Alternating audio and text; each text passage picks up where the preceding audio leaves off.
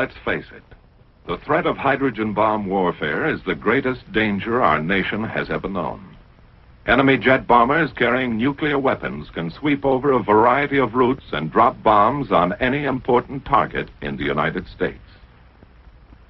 The threat of this destruction has affected our way of life in every city, town, and village from coast to coast. These are the signs of the time.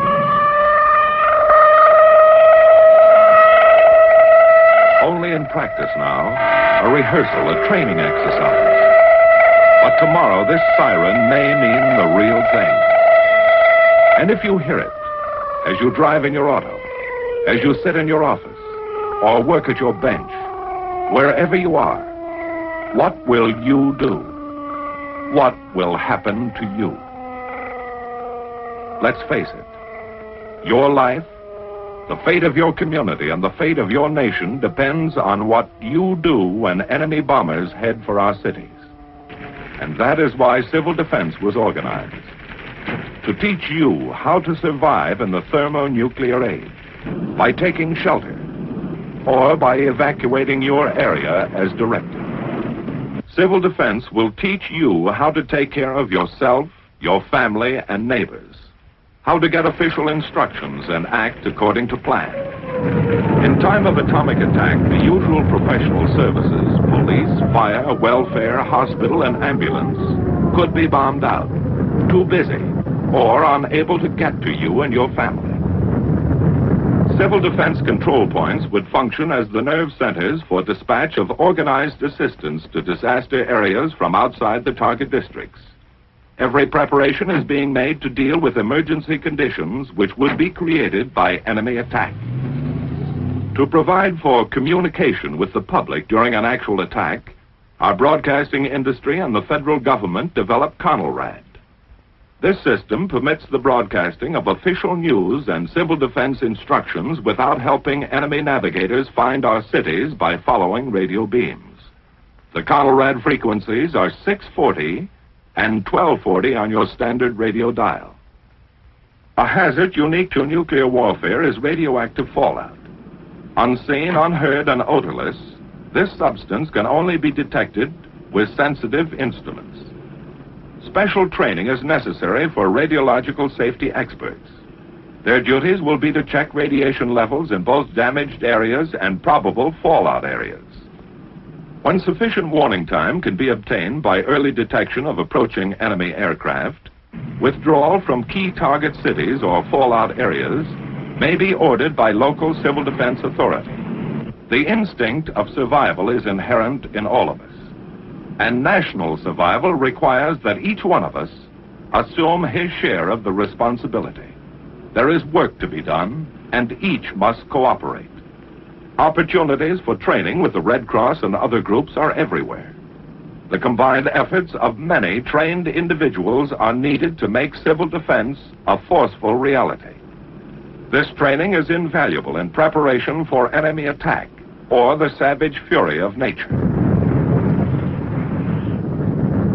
Experience in past disasters has proved the value of advanced training and the need for more stockpiling of emergency food supplies, medicines, and other critical items to care for the injured and homeless.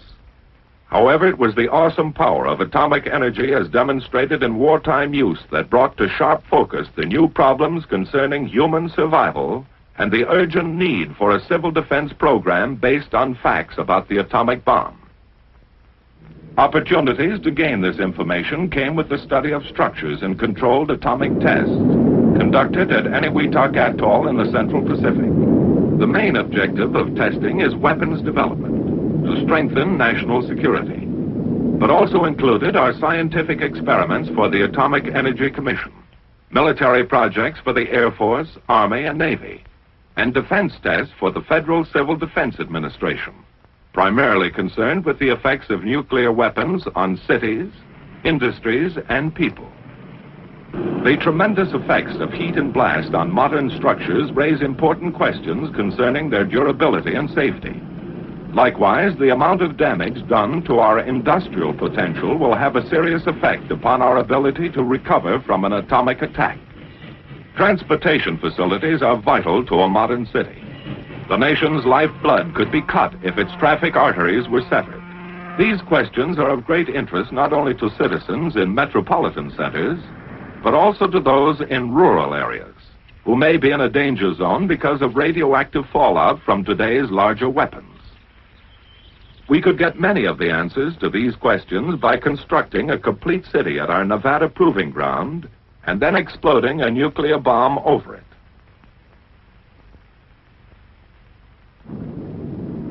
We could study the effects of damage over a wide area, under all conditions, and plan civil defense measures accordingly. But such a gigantic undertaking is not feasible.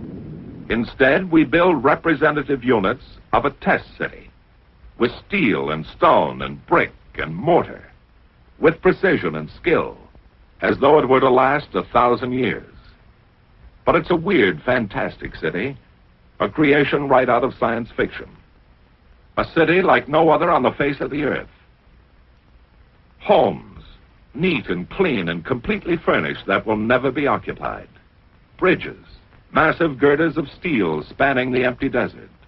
Railway tracks that lead to nowhere, for this is the end of the line. But every element in these tests is carefully planned as to its design and location in the area. A variety of materials and building techniques are often represented in a single structure. Every brick, beam, and board will have its story to tell. When pieced together, these will give some of the answers and some of the information we need to survive in the nuclear age. At varying distances from ground zero, the point of detonation, numerous experimental elements are assembled. Underground structures and facilities of various types play their part in duplicating the complexity of the modern city. The vast research program includes testing such items as covering materials, paints, varnishes, plastics, also various fabrics and samples of clothing. On the outskirts of our test city, a synthetic forest has been erected to determine the protective value of foliage and trees. To give us a ringside view of the event, high-speed cameras stand like lonely sentinels, ready to photograph the hurricane of fury. Before leaving the test area, a final check is made on the multitude of instruments and technical devices which will record a variety of blast phenomena for future study. Now, with all the elements in place, our test city is complete. From the air, its center will appear as a bullseye to the bombardier at H hour. On the morning of shot day, official observers, technicians, and scientists gather at News Knob to await the momentous event. This is the payoff for months of planning and preparation on the part of the Atomic Energy Commission, the military services, civil defense, and other test agencies. As part of an experiment to observe the phenomenon of atomic detonation at close hand, military personnel and defense officials dig in within a few miles of ground zero. After a final briefing from the officer in charge just before H hour, the men disappear into their foxholes. Every precaution has been taken for their safety. They're told to crouch low, shield their eyes, and remain down until the signal to rise is given. Now the moment of greatest anxiety, waiting those last few seconds.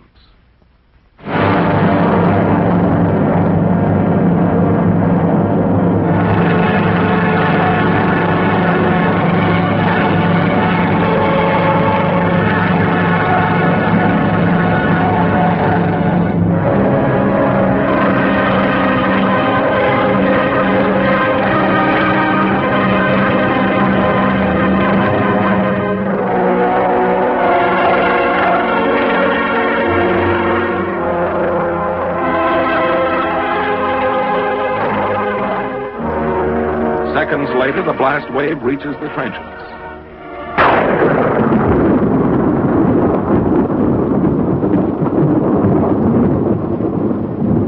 As the tower of smoke and flame looms overhead, one thought is uppermost in all minds. Now it's over. The fury of it had stunned some, but not one was injured. High above, the smoke ring puffed by atomic breath rises skyward, watched by the men who had faced it. A scouting party takes the first look at the scattered wreckage of the test city. The imprint left by the hurricane of fire and blast remains here for us to read and analyze. From studies of ruins and damage such as this, we get the hard-to-come-by knowledge that helps us form rules for survival in modern warfare. While only atomic bombs are tested in Nevada, the results can be scaled for the larger, far more powerful thermonuclear weapons.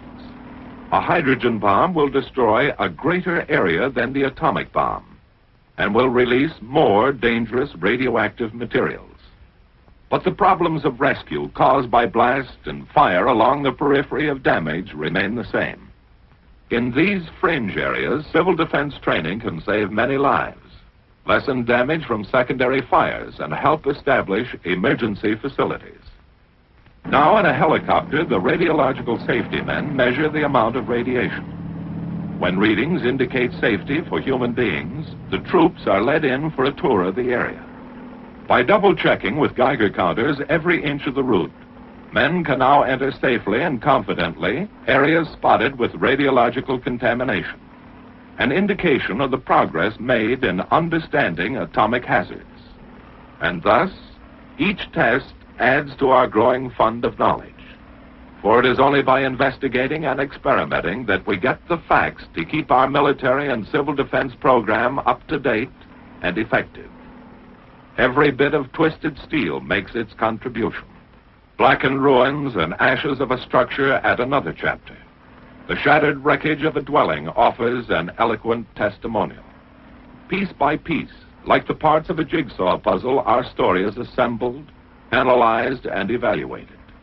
Then the survival facts are made available to you through your local civil defense program. In the thermonuclear age, civil defense, like military defense, must be flexible. It must develop and grow, even as the forces that threaten our existence. And so, until men of goodwill have turned this awesome power to peaceful uses, let us recognize the threat to our way of life, the threat to our survival.